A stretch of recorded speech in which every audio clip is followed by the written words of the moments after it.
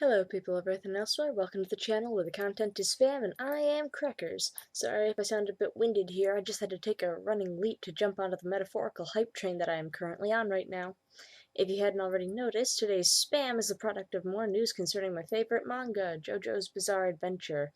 Or should I say the anime? As of last month, on October 24th, 2015, an official teaser showed up on the internet confirming the production of the animated adaptation of Part 4 of the series, Diamond is Unbreakable. I'm actually very late, as you can tell, in making a video about that announcement because that was last month, but like I said just now, I had to run and jump onto the hype train, so cut me some slack here, guys. What I'm actually going to be talking about is the reason why I prolonged making this video. Since I was on vacation at the time, I couldn't do one of those instant, oh my gosh, I'm going to make a video because I heard about this on the first day that the announcement was made. I wasn't able to do that. So when I found out that we were going to be getting more information about the series and the production of it, I decided that I would just wait until November 19th when they said that all this information will be coming out. So, going off what I found, which seems official enough, I'll make sure to not upload this ahead of time just in case anything about that changes. This is what I'm going to be making the video about. Now, the information I'm getting right now is coming off of Crunchyroll, and I want to say that it's pretty legit, just being put out there for us fans to see a little bit early. Some people are still kind of skeptical. I'll make sure to correct anything if some crap goes down and this information isn't completely legit. So, what do we got right now? Well, it is scheduled to come out in April of 2016, so it's like a mid spring kind of anime that we're going to be getting, which is something that I bet a lot of us are really excited to hear. As much as we all want to be watching this as soon as possible, I think that most people in this fandom can say that, okay, April isn't too long away. At least they're not making us wait until 2017. Let's all face facts. They've probably been working on this longer than they've than they've been letting on. David Production is just like, we're gonna surprise the fans and tell them, hey, look, we're actually working on it. And the rest of us are kind of sitting here like, we're not surprised, but we are incredibly happy that you finally told us about it. So thank you, David Production. Thank you for continuing to cash in on us, I guess. I mean, that's why they're doing this, right? So, what else do I have to say about this? I don't know a lot of these Japanese names. I will be completely honest, so there's not a lot that I can say. Based off of some of the comments, I can conclude that not everybody whose voices have been in video games, like in All-Star Battle or Eyes of Heaven, are gonna have their voice actors in this, anime adaptation, and that's got some people upset. The one person I do recognize is Daisuke Ono, and he is the one who plays the Japanese voice of Jotaro. And he's reprising his role as Jotaro for this next part, which is good. They also have a picture set up here, which I'll talk about in a little while. Same Jotaro look, may as well have the same Jotaro voice actor. Rohan doesn't have the same voice actor, and they only list a few key characters here, like, other than that, Koichi, Okuyasu, and Josuke, none of whom have their same voice actors from the video game. Some people I can imagine are kind of skeptical about this, but I think that they're going to be cast pretty well regardless. Like I said, I don't know any of the Japanese seiyus' names, so I'm just going to have to go with whatever happens when the series actually comes out. They do have the same person working on the music as they did in the last part, though. Parts 1, 2, 3 all had different people working on the musical scores. We've got the same person who was working on the musical score for Part 3 as we on Part 4.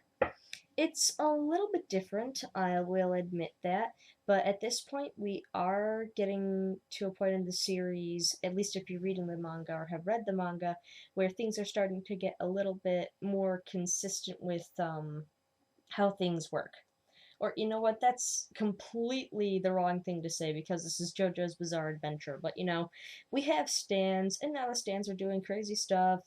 let's all just wait and see how Crunchyroll adapts all the names of the stands who have band and song names from the 1980s and around that time. It's going to be really interesting to see because that's one of the things that people were most worried about was trying to get all the copyrights on that because we love it and it has introduced me to a lot of cool music, but you never know. It's got to be something that Warner Brothers is going to be able to get the copyrights to as well. Other than the music, there's not much that I can say except that they have, like I said, they've got a little poster preview image here from whatever this G's magazine is. They've got this little preview image, which, like I said, I hope is legit. And it looks pretty cool. As we can see, they've decided to switch up the art style again, which is to be expected because Araki's art style is constantly changing between now and if we ever get to part 7 in the future, hopefully we do, we're going to be seeing a lot of the evolution of Araki's art style, hopefully in the animation. We saw this a bit last time, especially when it came to how Iggy was drawn.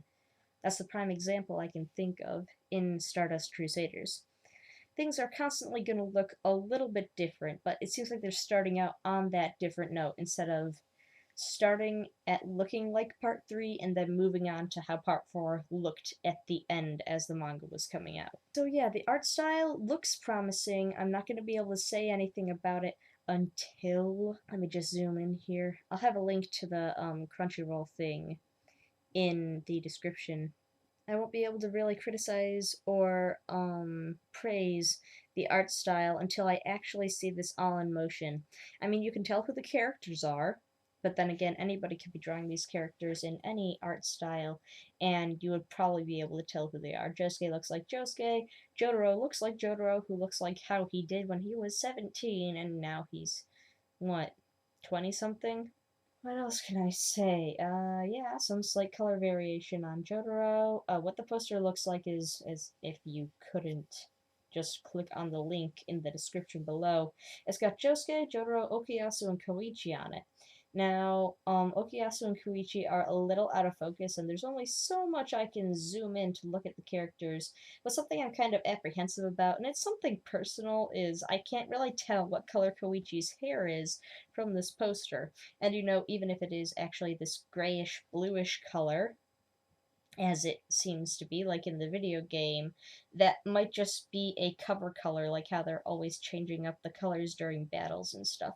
And I honestly hope that's the case because, sorry for putting the focus on the not so important character. Koichi was my favorite from part 4, and I have to say, I hope that we get to see him more so with blonde hair, like in the manga illustrations, than with the blue hair, like how he is in the video game. I mean, because he looks like that in the video game, I can understand why people would make that as important, but as far as I can tell with this picture, it looks kind of grayish, so I'm not really sure. They're like little greenish yellow spots, and the shadows look kind of blue. I don't know. I really don't know what to say about Koichi's hair color at this point. And Okuyasu's back there. He looks like a goober because he is a goober, and we all love him for it, right? Well, whatever. Those two are both a little out of focus here. And then we've got a map of Morio Town in the background. Yay! Part 4, JoJo's Bizarre Slice of Life, confirmed for April 2016. Part 4 is a really big fan favorite, and I'd just like to point out for anybody who didn't know that as of Steel Ball Run, Part 4 was Araki's favorite to write, and Josuke is his favorite JoJo, and for good reason, I guess. What else can I point out? There is going to be the first preview of this anime, hopefully an actual animated preview, not just another teaser, planned to be revealed at Jump Fest in December the 19th or the 20th, so I will definitely be on the ball around that time to do another, reaction, for lack of a better term. Okay, I think I've discussed all of the important things. Like I said, I've got a link in the description to this information, to the Crunchyroll page, and I won't have any of this uploaded to YouTube if I find out that any of it is not reliable. Or I will have it uploaded anyway, and I'll just have to make a video apologizing for that. Thanks for joining me here, but before I go, I'm going to do a little brain picking, and I'm going to be asking some people to please start a conversation in the comments section below. I have another announcement before I do that.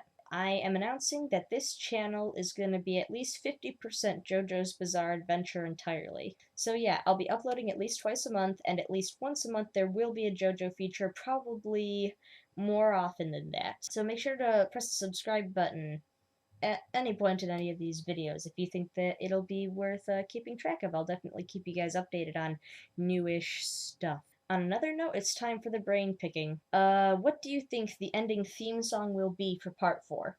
Now, let me just state for future reference, Part 4 is the second longest part in the entire series of JoJo's Bizarre Adventure, so like Part 3, I believe it'll be split into at least 2 seasons. Hopefully not more than 2 seasons, because I don't see why they would have a need to do that. But at least 2 seasons, so that means we will probably get at least 2 ending theme songs out of it. And somebody said Araki had a plan for what at least the first ending theme song will be, but I cannot remember the name of the song, so if anybody knows that, make sure you comment that, because I would like to listen to it before the actual show comes out.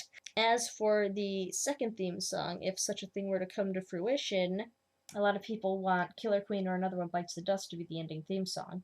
I personally do not want that because I think that it would be redundant to make the same musical reference twice in the series if you are actually able to get the copyrights to that.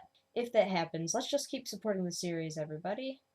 Anyway, go ahead. What do you think is going to happen with Part 4? I'll be sure to comment back to you guys because I want to see what you had to say. Make sure that you like this video, and make sure that you tune in 2 weeks from now on December 3rd for the all-important discussion. What is a JoJo, and more importantly, why does it work? I mean, we've all asked this at some point during our time in this fandom, haven't we? Well, thanks for joining me today, and I hope to see you the next time. Goodbye.